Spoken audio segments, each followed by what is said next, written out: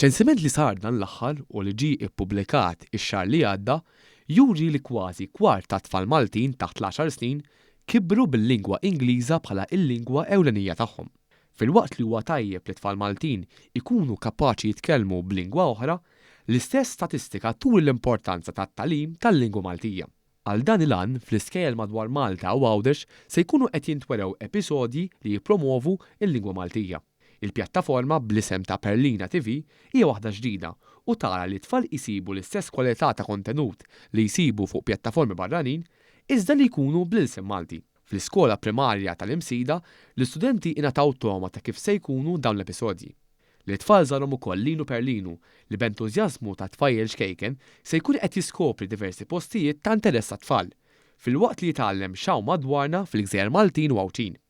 L-imħuħ wara dan il-proġett, Justin Farrugia u Stephen Dalli, spjegaw dawn l-episodji bħala għodda b'saħħitha utli kemm għall-għalliema kif ukoll għall-ġenituri.